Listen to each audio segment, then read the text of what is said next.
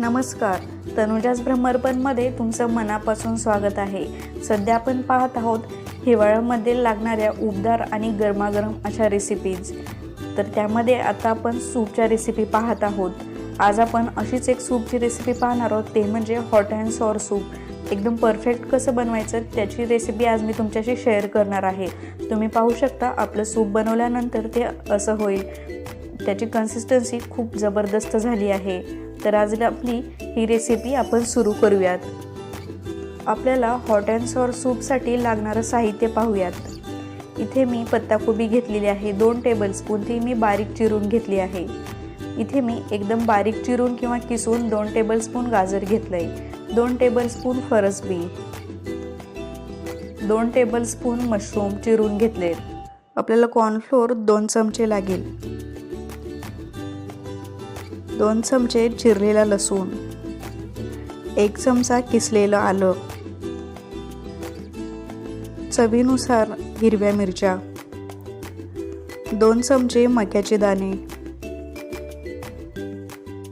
आवडीनुसार काळी मिरी पूड आणि गार्निशिंगसाठी आपल्याला कांद्याची पात लागेल, 2 चमचे सोया सॉस, आवडीनुसार रेड चिली सॉस आणि तेल, तसेच चवीनुसार मीठ। तर आपण कृतीला सुरुवात करूयात। आपल्याला आपलं सूप एकदम थिक होण्यासाठी कॉर्नफ्लोअरची स्लरी वापरायची आहे।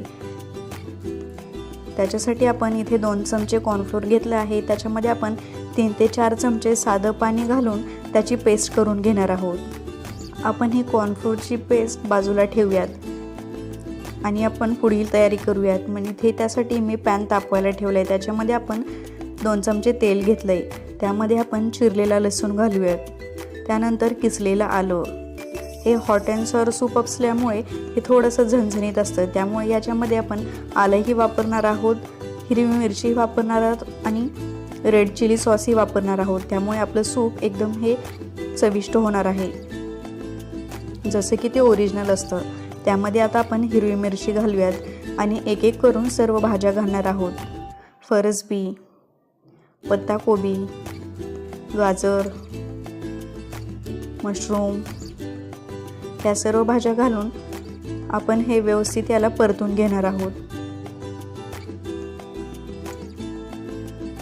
आणि त्यानंतर आपण हे झाकण ठेवून 1 ते 2 मिनिटं वाफवून घेणार आहोत। 2 मिनिटांनंतर आपल्या भाज्या ह्या अशा दिसतील। आता आपण याच्यामध्ये गरजेनुसार पाणी घालूयात। इथे मी साधारण 1 ग्लास पाणी घेतलेलं आहे। पाणी घालून परत आपल्याला ह्या भाज्या 2 ते 3 मिनिटं उकळून घ्यायच्या आहेत, म्हणजे आपलं सूप हे एकदम चविष्ट होईल। तर छान उकळी आली आहे 2 ते 3 मिनिटांनंतर। तर याच्यामध्ये आपण चवीनुसार मीठ घालूयात, त्यातच आपण सोया सॉस घालूयात, रेड चिली सॉस, हे सर्व आपण मिक्स करून घेऊयात। याच्यामध्ये आपण आवडीनुसार काळी मिरी पूड घालूयात। आता आपण यात जी कॉर्नफ्लोअरची स्लरी बनवून घेतली होती ती ॲड केली आहे आणि आपण हे आता व्यवस्थित ढवळून घेऊयात, जेणेकरून कॉर्नफ्लोअरच्या याच्यामध्ये गुठळ्या होणार नाहीत। तुम्ही पाहू शकता कॉर्नफ्लोअर घातल्यानंतर आपल्या सूपला किती छान थिकनेस आला आहे। आता आपण गॅस बंद करून घेतला। आता मस्तपैकी हे सर्व करून घेऊयात।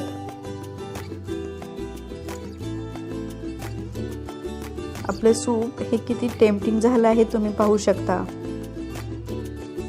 एका छान बाउलमध्ये मी हे सर्व करून घेते।